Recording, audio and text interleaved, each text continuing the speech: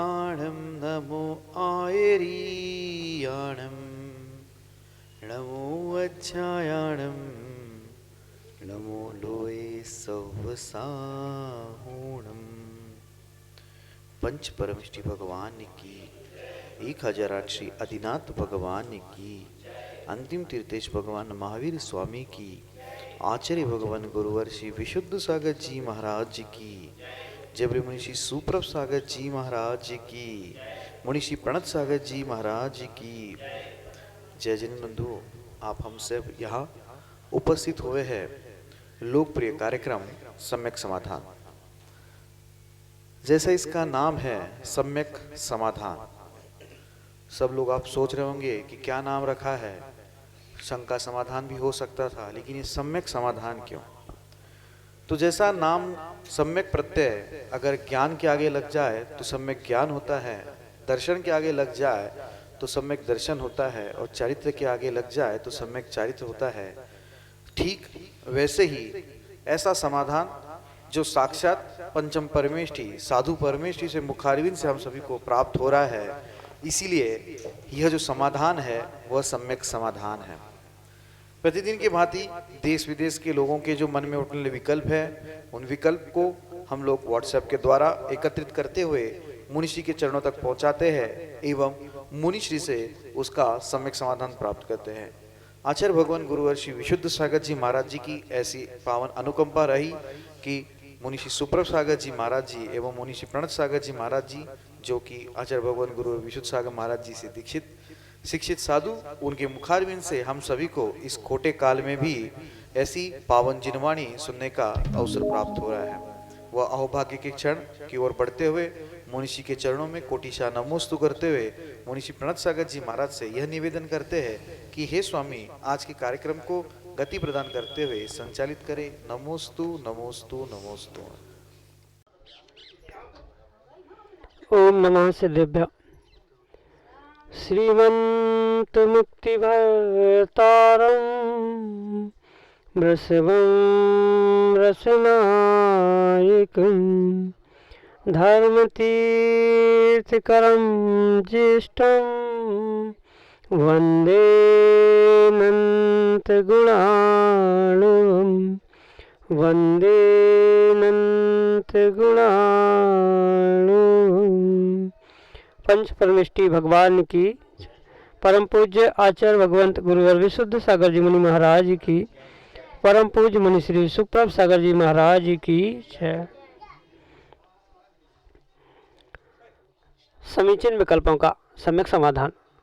सम्यक ज्ञान की वह अनूठी विधा जो हमारे मन में उठने वाले उन अनेकानेक समीचीन विकल्पों को सम्यक समाधान प्राप्त करा के और हमारे कल्याण को मार्ग प्रशस्त कराने वाली है।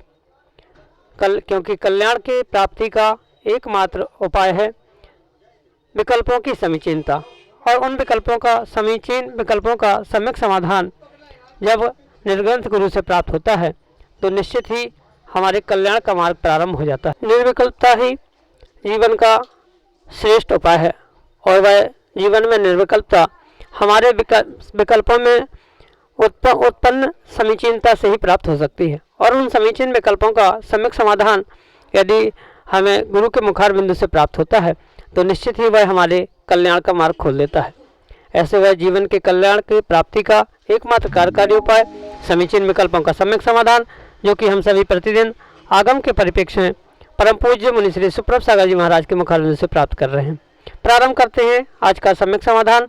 और आज का पहला विकल्प अशोकनगर मध्य प्रदेश से निर्मल जैन मिर्ची परम पूज्य मुनि श्री के श्री चरणों में बारंबार नमोस्तु निवेदित करते हुए अपना समीचीन विकल्प रख रहे हैं कि महाराज जी, प्रोषद उपवास की विधि आगम में उत्तम, मध्यम, जघन्य 3 प्रकार से बताई गई है, तो यह कैसे किया जाता है? हमारे समीचीन विकल्प का सम्यक समाधान करने की अनुकंपा करें। नमोस्तु महाराज जी, नमोस्तु। ओम नमः सिद्धम। परम पूज्य आचार्य भगवान गुरुवर विशुद्ध सागर जी महाराज की,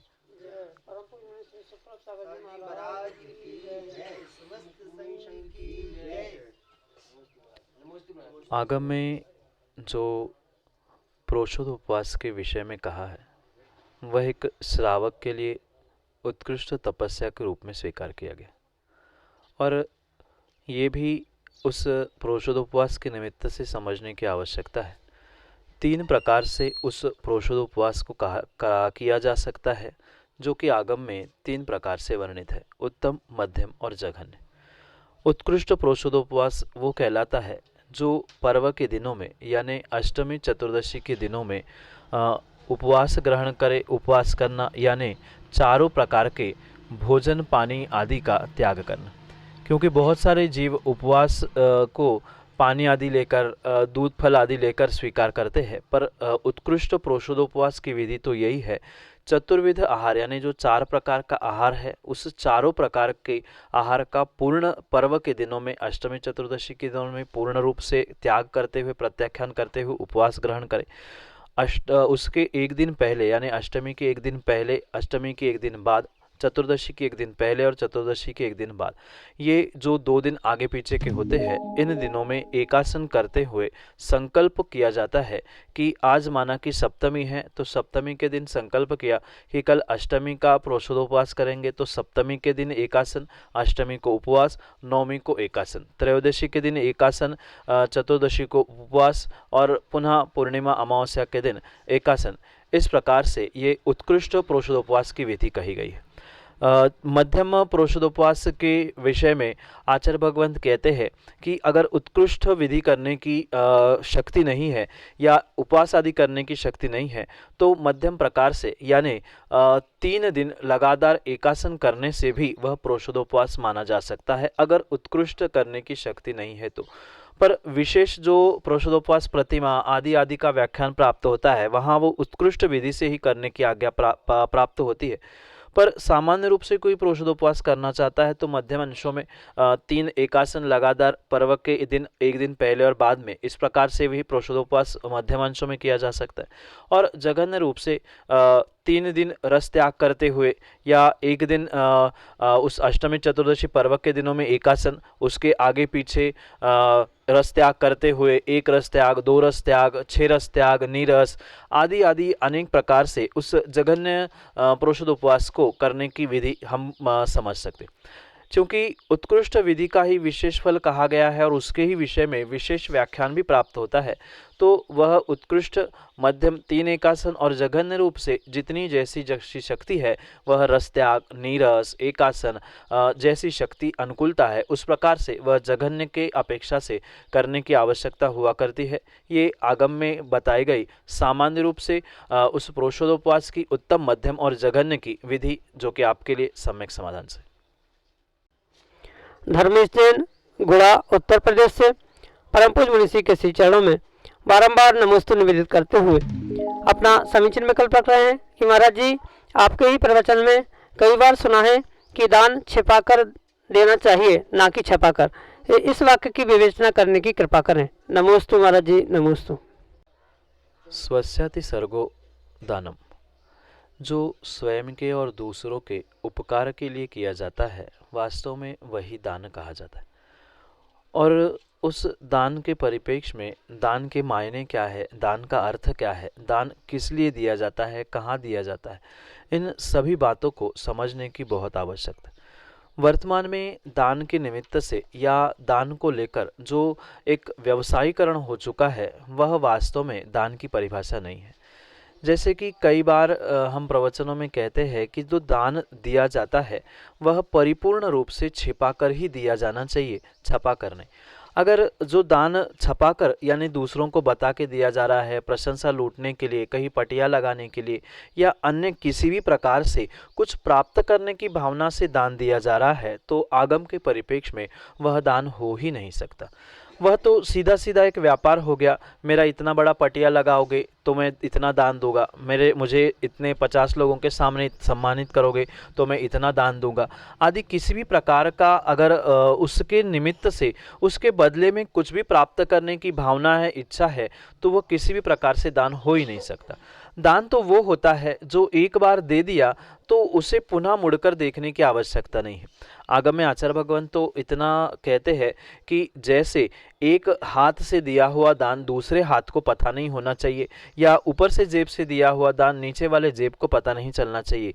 इतनी निर्मलता से, इतनी शालीनता से और इतनी सहजता से उस दान को करने की आवश्यकता है। और यही बात आचार्य अमोघवर्ष महाराज अपने प्रश्नोत्तरी रत्नमाला ग्रंथ में कहते हैं कि किम दानम, प्रश्न पूछते हुए शिष्य ने गुरु से कहा, गुरुजी दान क्या है?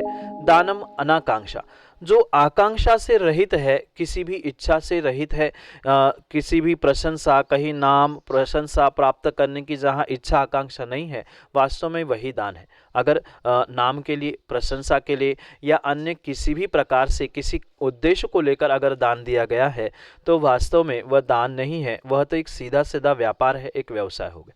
क्योंकि जितने हजार लाख पैसे रुपए आपने दान में दे दिए, उसके बदले में आपने कहीं अपना नाम छपा लिया, अखबारों में हो, पटिये पे हो या अन्य कहीं भी जहाँ भी नाम छपाने का प्रयास किया गया है, वह जो दान का अचिंत्य फल मिलने वाला था, वह अचिंत्य फल थोड़े से में रह गया। बहुत सारे जीव ये बात नहीं समझ पाते कि भले ही 1 रुपए, 2 रुपए, 5 रुपए का किया गया दान हमारे लिए अच्छे भावों से किया गया दान अचिंत्य और बहुत बड़े पुण्य को देने के लिए निमित्त बन सकता, पर वह निमित्त तभी बन सकता है जब भावों की विशुद्धि होनी चाहिए और किसी भी उसके बदले में कुछ प्राप्त करने की आकांक्षा नहीं हो, तो वह हमारे लिए बहुत बड़ा पुण्य देने के लिए निमित्त बन सकता।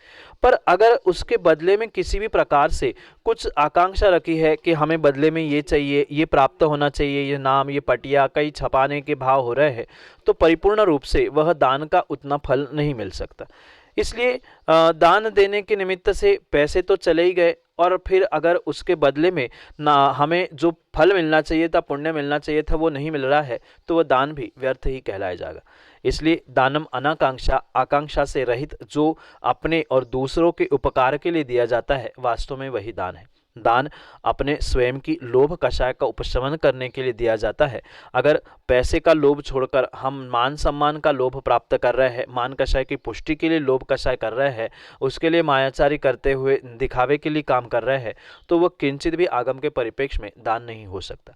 इसलिए ये परम सत्य समझने की आवश्यकता है कि दान जब भी दे तब छुपा के देना चाहिए, छपा के नहीं देना चाहिए। अगर उसका छापने का, दिखाने का, प्रशंसा लूटने का प्रयास चल रहा है, तो वास्तव में वह दान नहीं है, अपितु एक व्यापार ही हो गया। इसलिए दान किसी भी प्रकार से दूसरों को बताने के लिए, मैं आगम में तो आचार्य भगवान कहते हैं कि दूसरों को क्या, स्वयं को भी हमने कब, कहाँ, कितना दिया, कैसा दिया, किस प्रकार से दिया, ये स्वयं को भी याद रखने की आवश्यकता नहीं है। जैसे प्रातः उठते हुए व्यक्ति अपने पेट का मल साफ करता है, पुनः मुड़ के देखने नहीं जाता कि मैंने कैसा मल विसर्जन किया है, दान भी बिल्कुल ऐसा ही होता है। अपनी लोभ कषाय को उपशम करने के लिए मैंने जो दान राशि, जो भी सामग्री, जो भी दान में दिया है, वह दिया मतलब दिया। फिर उसके पीछे उसका क्या हुआ, क्या नहीं हुआ, क्या आदि आदि कोई भी व्यवस्था उसकी समझने की आवश्यकता नहीं है। इसलिए ये परम सत्य जीवन में हमेशा के लिए याद रखे कि दान छुपा के देना है, दान छपा के नहीं देना। यही दान की परिभाषा सत्य आगम में आचार्य भगवंतों ने बताई है, जो कि आपके लिए सम्यक समाधान से।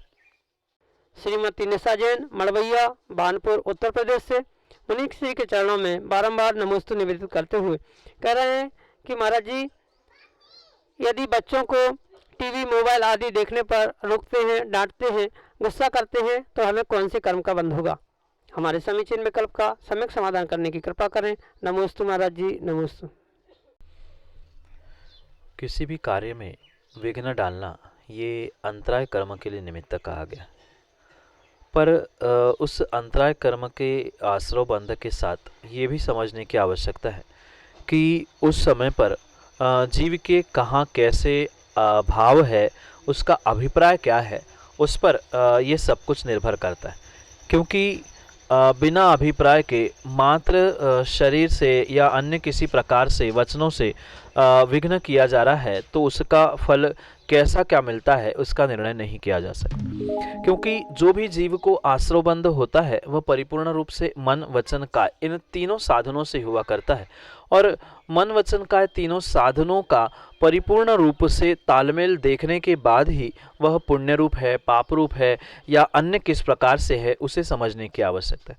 क्योंकि बच्चों को टीवी मोबाइल आदि से विरक्त करना, दूर करना, उनसे छुड़ा लेना, उसमें रोक टोक करना, ये उनकी अच्छाई के लिए किया जाने वाला कार्य होने से कथनचित उसके निमित्त से पुण्य का तो आश्रय होगा, पर ये भी परम सत्य है उसके निमित्त से आश्रव अंतराय कर्म का भी अवश्य होगा। क्योंकि एक समय में बहुत सारे कर्मों का आश्रवबंध हुआ करता है, विशेष करके 7 कर्मों का, उनकी उत्तर प्रकृति आदियों का, तो विशेष रूप से उसका आश्रवबंध होता ही रहता। इसलिए उन प्रत्येक क्रिया के पीछे के अभिप्राय को समझना होगा, क्योंकि आपका बच्चों के प्रति एक हित है, राग है कि वह बिगड़ ना जाए या थोड़े सा पढ़ाई में ध्यान दे दे। इस उद्देश्य से, इस अभिप्राय से आपने मोबाइल टीवी आदि से उनको दूर करने का प्रयास किया था। तो पढ़ाई में मन लगाने के लिए ये आपने अच्छा विचार किया था, या वह विपरीत कार्यों को, विपरीत दृश्यों को, विपरीतता को ना ग्रहण करें मोबाइल टीवी के द्वारा, इसलिए भी रोका जा रहा है, तो वो भी अच्छाई के लिए रोका जा रहा है। तो तद अच्छाई के निमित्त से किए गए अभिप्राय से आपको कथनचित अच्छे कर्म का आश्रय तो होगा, क्योंकि बच्चे के उस आने वाली संतान की समय के लिए आपने अच्छा सोचा है, इसलिए कथनचित आपको उनकी अच्छाई देखने के निमित्त से, उनके प्रति करुणा दया आदि होने के निमित्त से कुछ अंशों में पुण्य का तो आश्रय होगा, पर कुछ अंशों में किसी कार्य में विघ्न डाला है, भले ही विपरीत कार्य था पर उसमें भी विघ्न डाला है, तो कथनचित अंतराय कर्म का भी आश्रय होगा। पर अभिप्राय हमारा श्रेष्ठ होने की अपेक्षा से वह पाप कम और पुण्य अधिक लगेगा। पर ये कतई नहीं कहा जा सकता कि आपको तो पाप लगेगा ही नहीं, आपको तो ऐसा करना ही चाहिए, पर आपको अवश्य रूप से अंतराय पड़ेगा। आपको टीवी देखने में या आपको मोबाइल चलाने में, आपके ऐसे कार्यों में कहीं ना कहीं अंतराय होगा, आज नहीं तो कल, क्योंकि वैसा कार्य आपने उन बच्चों के साथ किया था।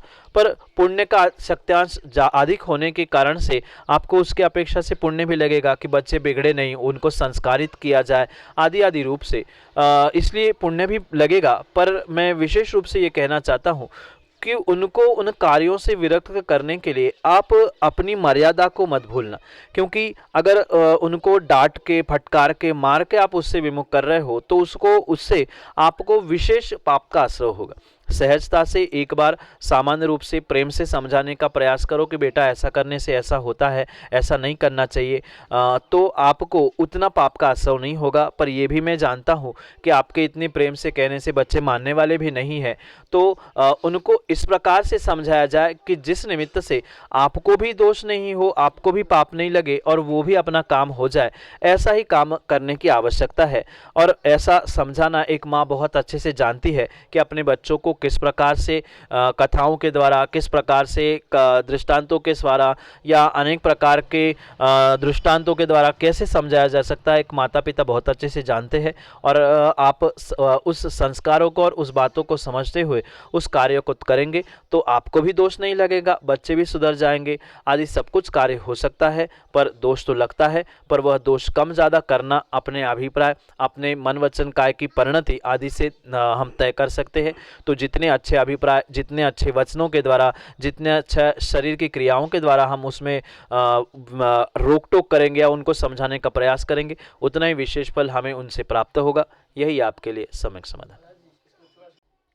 आकाश जैन चंडीगढ़ से परम पूज्य मनीषी के चरणों में बारंबार नमोस्तु निवेदित करते हुए अपना समीचीन विकल्प रख रहे हैं कि महाराज जी, हमारे घर पर एक पुरानी पत्थर की आटा चक्की रखी है, तो उसे घर पर रखने में कोई दोष लगता है? यदि लगता है तो उसे कहाँ और किसको दे सकते हैं? हमारे समीचीन विकल्प का सम्यक समाधान करने की कृपा करें। नमोस्तु महाराज जी, नमोस्तु। पत्थर की आटे की चक्की कोई भगवान की प्रतिमा, मूर्ति आदि नहीं है। वो तो एक सामान्य गृहस्थी में प्रयोग में आने वाली वस्तु है, और भले ही उसका वर्तमान में प्रयोग नहीं हो रहा है, पर फिर भी वो अगर घर में रखी है तो उसमें किंचित भी किसी भी प्रकार का दोष नहीं, क्योंकि वो तो घर में प्रयोग में आने वाली सामग्री है। और प्रयोग में नहीं भी आ रही है और फिर भी रखी है तो भी उसमें कोई दोष नहीं है, क्योंकि अगर भगवान की प्रतिमा या कुछ ऐसी वस्तु होती तो वह घर में रखने आदि में दोष होता। पर इसमें वह सामग्री गृहस्थी की ही होने से गृहस्थ अपने घर में, अपने उस मकान में रखने में किंचित भी उसे दोष नहीं लग सकता।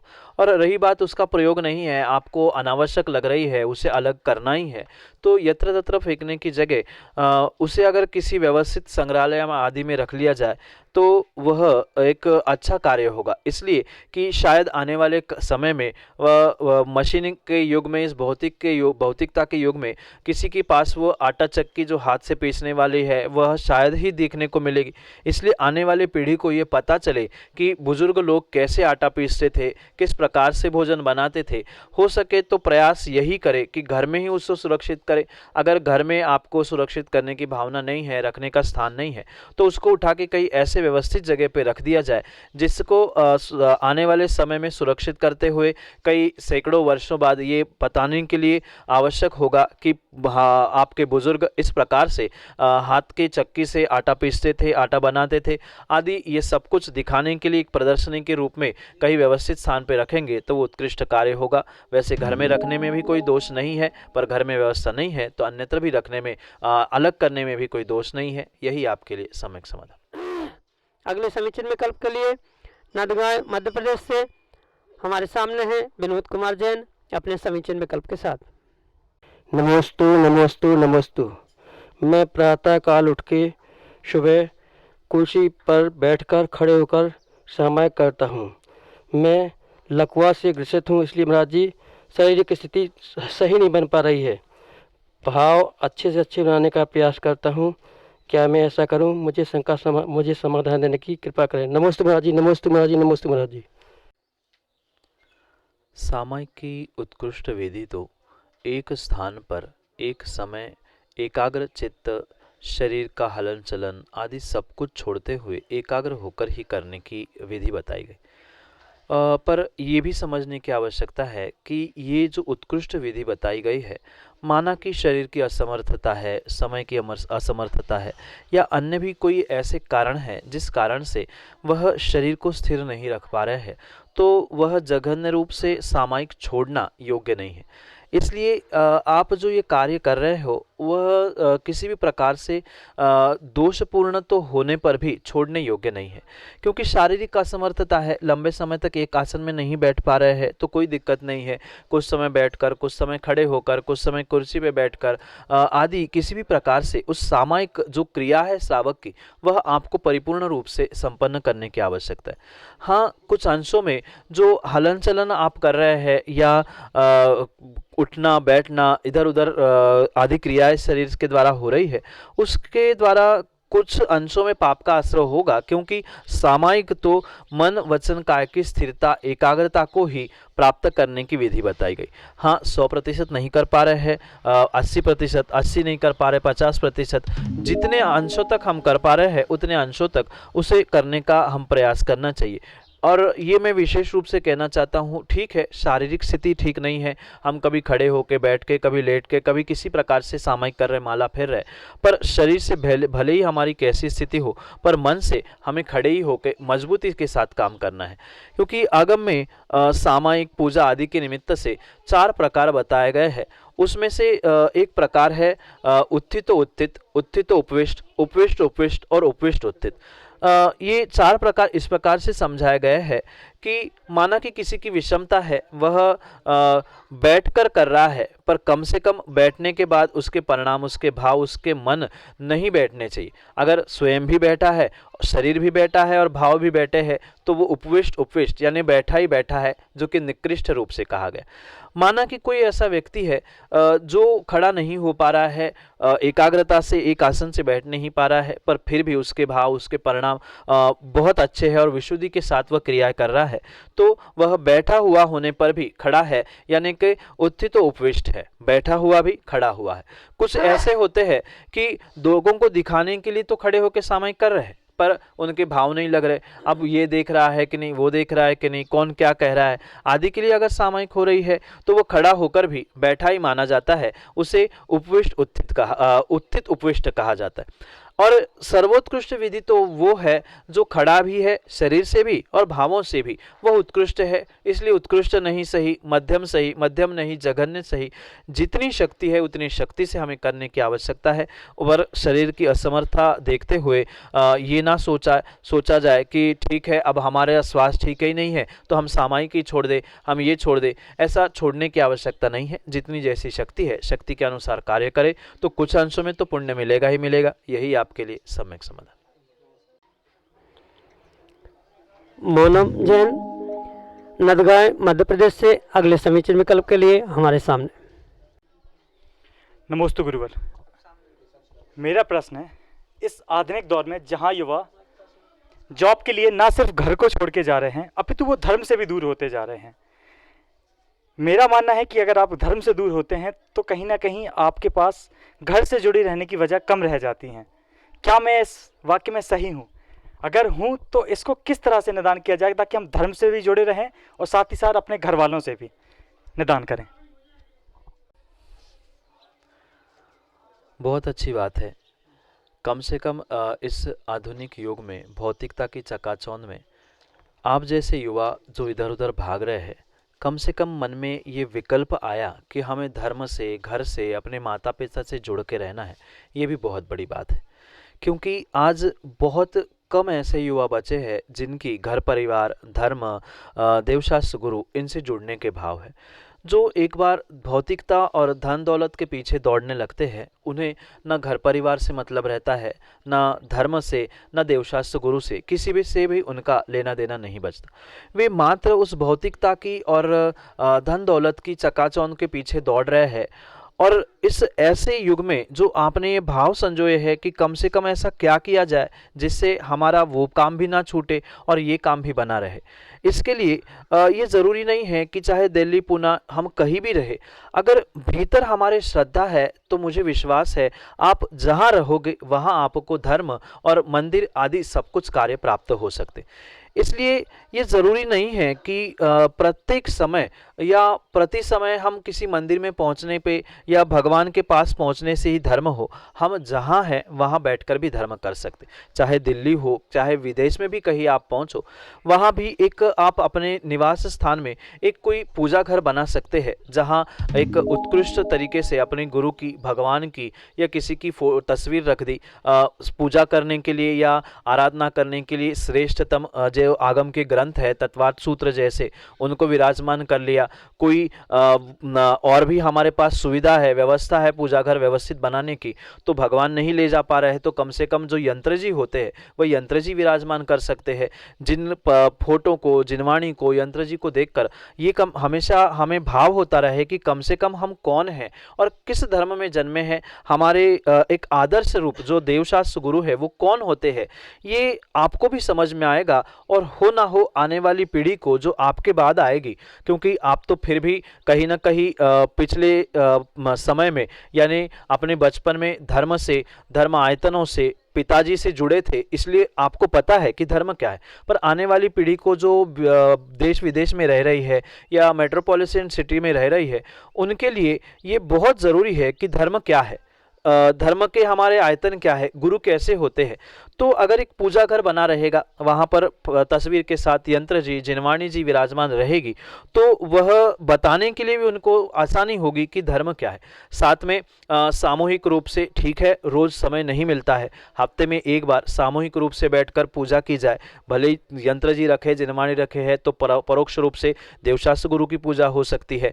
साथ में हफ्ते भर में एक बार स्वाध्याय किया जाए, वैसे तो रोज़ किया जाए, सब मिलके जितने सदस्य हैं, भले अकेले हो, 2 हो, 4 हो, भले ही मैं कहता हूँ 5 मिनट स्वाध्याय करें, तो कम से कम हमें ये रुझान तो बना रहे कि हमारे आगम में, हमारे धर्म के बारे में, धर्म आयतनों के बारे में क्या क्या लिखा है, तो इस प्रकार से हम उसको भी प्राप्त कर सकते। अगर मैं तो कहता हूँ जो आधुनिक साधन भी हमारे पास मिले हैं तो उन आधुनिक साधनों का भी हम बहुत अच्छे से प्रयोग कर सकते हैं।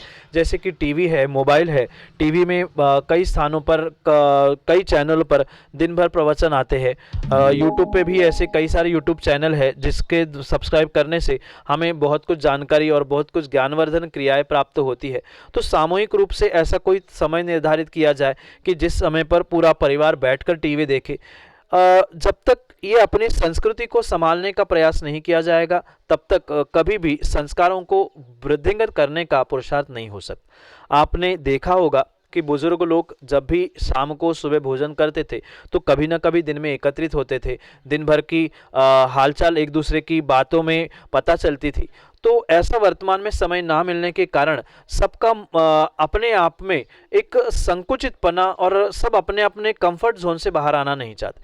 कंफर्ट जोन से बाहर आते हुए अगर व्यक्तिगत रूप से भी और सामूहिक रूप से परिवार रूप से अगर कॉलोनी में रह रहे हैं तो वहाँ 2-4 जैन परिवार है तो उनको एकत्रित कर ले, कुछ ना कुछ महीने में, हफ्ते भर में, 15 दिन में कुछ ऐसी गतिविधियाँ करे, कुछ ऐसे आयोजन करे जिसके द्वारा एक हमारा धर्म के प्रति लगाव हो। नहीं है साक्षात भगवान, कोई बात नहीं है, मैं कहता हूँ दूरी पे है तो महीने में एक बार तो जा सकते हैं, पास में है तो रोज जाए, क्योंकि आप नहीं जाओगे तो आने वाली पीढ़ी को कोई भी समझाने वाला नहीं है। वो धर्म से, भगवान से, गुरु से सबसे विमुख हो सकते। जितना समय मिले, हफ्ते, महीने, 2 महीने में कभी गुरु मिले, उन गुरु के पास पहुँचे, जिनके प्रति हमारा विशेष लगाव है उनके पास कभी पहुँचे। ऐसा करते हुए हम अपने आप को और आने वाली पीढ़ी को भी धर्म से जोड़ के रख सकते। और जो धर्म से जुड़ता है वह अपने आप परिवार से भी जुड़ा रहेगा, क्योंकि धर्म की क्रिया करने के लिए आप माँ से फ़ोन लगा के पूछोगे कि पूजा करते समय द्रव्य क्या चढ़ानी पड़ती है, पिताजी अभिषेक करने के लिए क्या करना पड़ता है, कौन से गुरुदेव कहाँ पर है, हमें इनके पास जाना है, आप चलोगे क्या?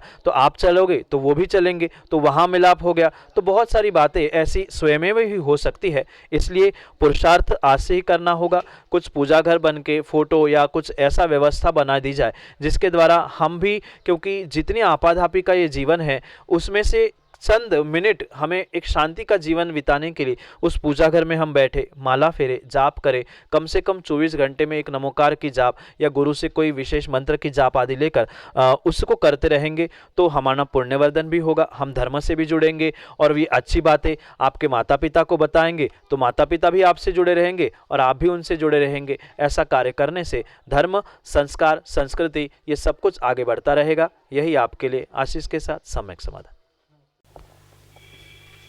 जय जन बंधु, हम सभी अभी लाभ ले रहे थे सम्यक समाधान इस कार्यक्रम का।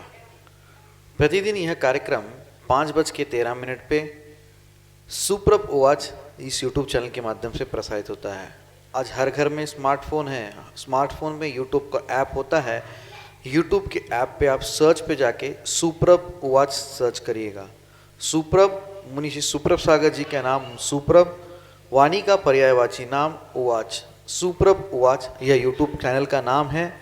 आप उसके माध्यम से यूट्यूब पे सर्च करिएगा।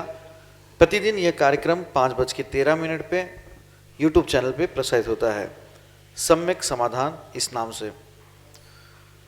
8707548811 नोट करिएगा नंबर 8707548811। यह व्हाट्सएप का नंबर है। यह व्हाट्सएप के नंबर पे आप अपने विकल्प हम तक पहुंचा सकते हो।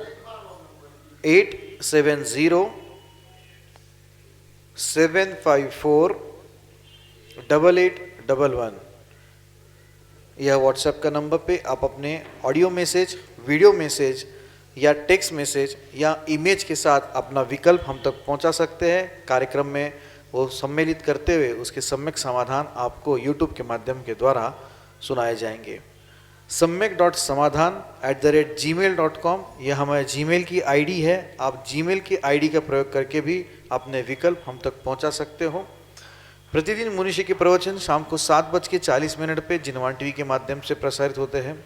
आप घर बैठे मुनीषी के कार्यक्रम का, मुनीषी के प्रवचन का लाभ एवं अद्भुत ग्रंथ आचार्य भगवान शिवकोटि महाराज विरचित रत्नमाला, इस ग्रंथ का जो आज तक उजागर नहीं हुआ था, ऐसा ग्रंथ जिस पे मुनीषी ने अपनी ओजस्वी वाणी से प्रवचन किए थे, उस प्रवचन के अंश प्रतिदिन शाम को 7:40 पे जिनवान टीवी के माध्यम से प्रसारित होते हैं। आप घर बैठे प्रवचन का लाभ एवं स्वाध्याय कर सकते हैं। आज के लिए इतना ही। शेष अन्य कार्यक्रम के साथ हम आप तक जुड़ते रहेंगे। तब तक आप देखते रहें सुप्रभ उवाच और मुनीषी के चरणों में कोटिशा नमोस्तु नमोस्तु नमोस्तु।